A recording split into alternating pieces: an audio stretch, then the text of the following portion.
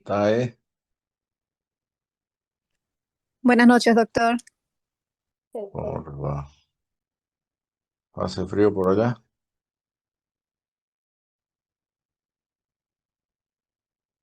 Pues no hace frío. Ah, no escucho. Ah, está haciendo surf. Ya, ya, Sí, doctor, ya se ve. ¿se ve bien ahí? Sí, Ya, a ver cuántos hay. 13 nomás. Ni ni a la computadora vienen, ¿no? Ya, peritonitis tuberculosa, vamos a ver, ¿ya? Entonces, la peritonitis tuberculosa es una entidad poco frecuente que representa el 0,5% de los casos nuevos de tuberculosis y el 11% de las formas extrapulmonares. Yo en mi vida he solo visto un caso de peritonitis tuberculosa. Claro, en el seguro universitario la gente no es, tiene mejor poder adquisitivo, ¿no? Entonces, un solo caso en el seguro universitario. También se ha visto en pacientes portadores de otro tipo de patologías, tal como el alcoholismo, SIDA, cirrosis hepática. Resulta que esa gente que tiene SIDA o que viven en la calle, en los canales, son desnudos, beben, se drogan, tienen SIDA, entonces hacen tuberculosis pulmonar y de ahí se disemina, pues, ¿no? Son gente con sus defensas bajas, desnutridos. El problema de esta gente es que muchos abandonan el tratamiento y son multiresistentes a los medicamentos contra la tuberculosis que ustedes han hecho. Entonces, esta gente viene, se le hace el tratamiento en el hospital y de ahí abandonan. Entonces, hacen un tratamiento incompleto y hacen resistencia a los pocos medicamentos antituberculosos que hay. La peritonitis tuberculosa es secundaria a otra lesión tuberculosa, ya sea a través en forma directa, se contagia en forma directa, se propaga en forma directa, o ruptura de víscera hueca de causa inflamatoria o traumática, ruptura de vasos sépticos asentados en cualquier víscera, lacerosa, diseminación hematógena o diseminación linfática. La peritonitis es un proceso inflamatorio general o localizado de las membranas peritoneales. Secundaria, invasión química, invasión bacteriana, necrosis local o contusión directa. Entonces, ven, esta es una tomografía de una peritonitis tuberculosa. Ven las paredes intestinales engrosadas, otros con niveles hidroaéreos. Ya, entonces se produce un gran compromiso peritoneal. La etiología es causada por el Mycobacterium tuberculoso llega a la cavidad peritoneal por uno de los tres mecanismos: transmural, salpingitis tuberculosa o vía hematógena a partir de un foco pulmonar. Aquí hay un problema pulmonar, miren acá también. ¿Ya? Entonces de ahí se disemina por sangre. ¿Ven? Aquí hay una cavidad, ustedes han llevado un neumo ya. ¿Llevaron un neumo ya? Ustedes ya me abandonaron. sí, No, doctor. todavía, doctor. Bueno, en mi caso se sienta muy en el bote de neumología, doctor. Ah, miren, eso es una caverna tuberculosa. Eso es lo que causa la hemoptisis, que es la tos con sangre, ¿no es cierto? Es por el sangrado de una caverna tuberculosa, porque el germen va y hace una caverna, perfora el pulmón, y cuando lesiona un vaso ahí dentro de la caverna es que el paciente comienza a toser y escupir sangre. Eso se llama hemoptisis, ¿ya? Eso es la caverna, miren. un hueco en el pulmón. Formas anatómicas de la peritonitis tuberculosa. Hay la forma seca o fibrinoadhesiva y la forma húmeda o asítica. ¿Ven? Forma seca o fibrina adhesiva. Fíjense, esto es seco, ¿ya? Y lleno de gránulos. Que uno, cuando abre un paciente así, piensa que es eh, una carcinomatosis, una diseminación de un cáncer. Así se disemina el cáncer también en el abdomen. ¿Ya? Entonces, ¿qué es lo que hace uno? Saca biopsia, manda un nódulo de estos a anatomía patológica y la anatomía patológica le da el diagnóstico, o es tuberculosis o es cáncer. ¿Ya? Esta, miren, aquí hay líquido acítico, ¿ya? Es la forma húmeda, ¿ya? Gran cantidad de líquido acítico loculado en resonancia magnética, con engrosamiento regular e hiperrealce del peritoneo tras administración de contraste endovenoso, flecha verde. Ya esta es una peritonitis, ya, tuberculosa con forma, es la forma húmeda con bastante líquido en el abdomen. Fíjense, aquí hay adherencias que se forman dentro de la cavidad abdominal. Esta es una tuberculosis peritoneal. Miren, en una tomografía, fíjense cómo están los intestinos. El intestino delgado se ve, ya con líquido adentro, en otros lugares con aire, que normalmente no se ve. Miren el colon irregular, el estómago también engrosado. Entonces, todo el abdomen está seriamente comprometido. Entonces, cuando uno abre eso, miren el líquido acá abajo y la pared del peritoneo parietal. Miren. Ascitis, miren, todo esto es líquido cístico, ya, en la forma húmeda. Manifestaciones clínicas se caracterizan por seguir un curso subclínico. Casi no da sintomatología en los pacientes. Durante semanas o meses hay distensión abdominal, ascitis con características de exudado, con valores de proteínas entre 2,5 y 3 gramos por decilitro. Es inflamatorio, por eso hay proteínas en el líquido acítico, ¿no? Dolor abdominal difuso, hay fiebre, derrame pleural unilateral de características similares a la del líquido acítico, con una frecuencia que puede variar entre 18 y 45%. Puede haber diarrea, pérdida de peso. Yo ese paciente que tuve en el seguro universitario, lo único que tenía era fiebre. Fiebre, hasta que le hicimos una ecografía, comenzó a sentir dolor abdominal, le hicimos una ecografía y tenía líquido. Entonces, recién lo abrimos, pero el paciente ha deambulado unos 3 meses de mano en mano de los médicos y no llegaban al diagnóstico, no había diagnóstico. Ya, imagínense con fiebre, entonces solo fiebre. Ya cuando hubo líquido en la cavidad abdominal, recién pensamos en abrirlo a ver qué estaba pasando. Y le dolía el abdomen, pero no había más manifestaciones. Formas clínicas, la forma húmeda, ascitis, hay exudado con aumento de proteínas. Forma seca, granulomas, grandes adherencias en la cavidad peritoneal que se siente como maraña a la exploración física. En ambas formas hay fiebre intermitente, dolor, hipersensibilidad abdominal, anorexia, astenia y pérdida de peso, malestar general, implantes tuberculosos en la superficie peritoneal. La citis consiste en la acumulación del líquido en la cavidad abdominal. ¿Ven? Todo esto es el hígado, miren, y eso más gris que ven ustedes ahí, es líquido, ¿ya? Fíjense, está lleno de líquido el abdomen, ya, fíjense, todo eso es líquido, y entre las asas también hay líquido, ¿ya? Entonces esta es una forma húmeda.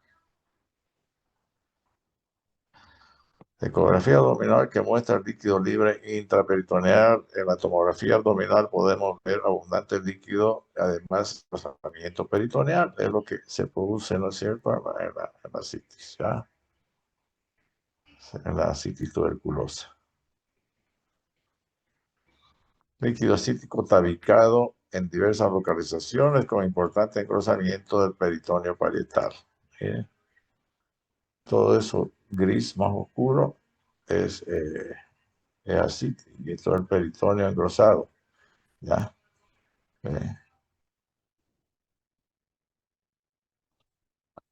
Múltiples lesiones nodulares gaseosas en el mesenterio y la pared intestinal. Fíjense, el intestino está inflamado, ya, incluso ya parece que hay perforación y nódulos en el mesenterio, ganglios, que son como consecuencia de la infección, ¿no?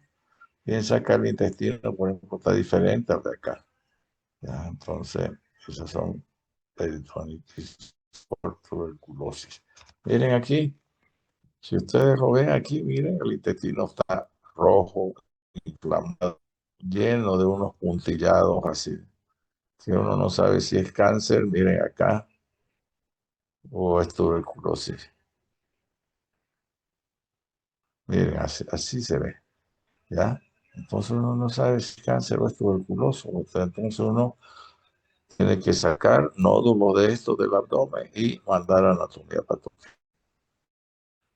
Miren eso.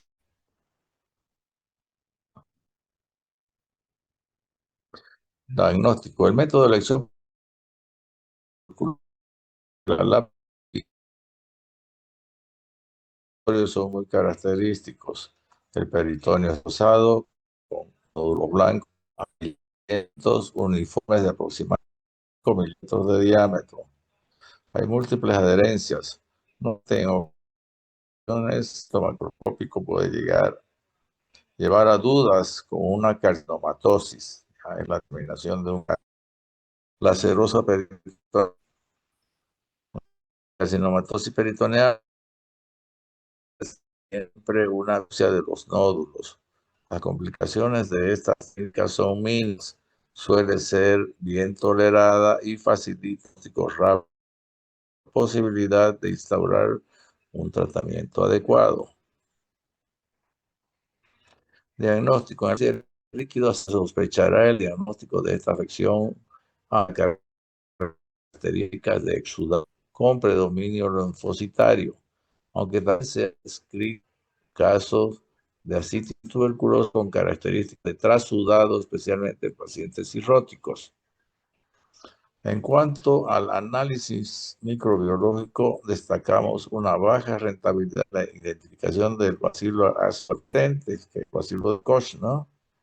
Y aislamiento del bacilo tuberculoso. Asimismo, resulta interesante la determinación de ADA, que es otro método de diagnóstico, la adenosín de aminasa, ya que se ha demostrado como un método diagnóstico orientativo, fiable, rápido y de bajo costo, con una gran cantidad de sensibilidad y especificidad en la peritonitis tuberculosa y de gran utilidad en la diferenciación de la citis tuberculosa frente a las no tuberculosas.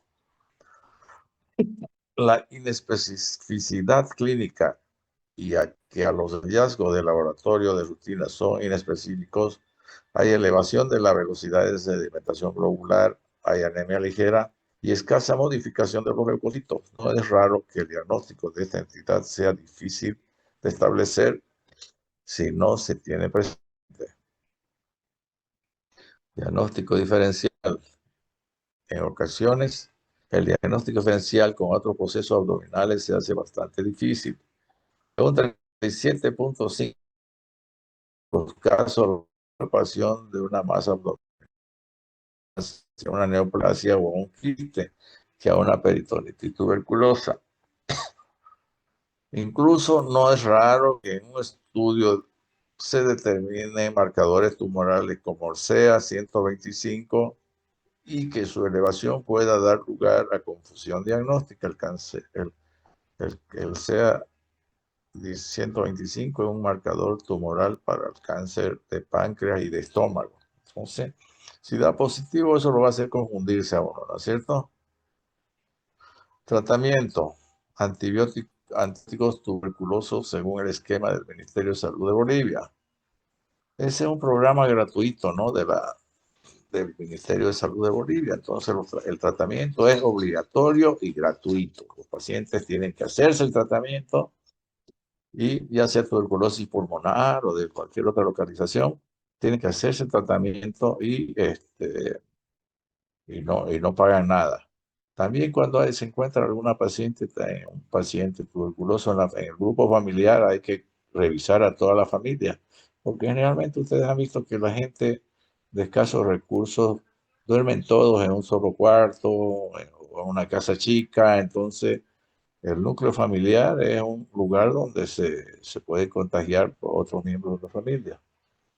Entonces, es obligatorio el tratamiento y gratuito. Ya cirugía se reserva se reserva para el diagnóstico si fracasa la biopsia con aguja o para las complicaciones como obstrucción intestinal por adherencias, fístula fecal, obstrucción intestinal, fístula enterocutánea u otros.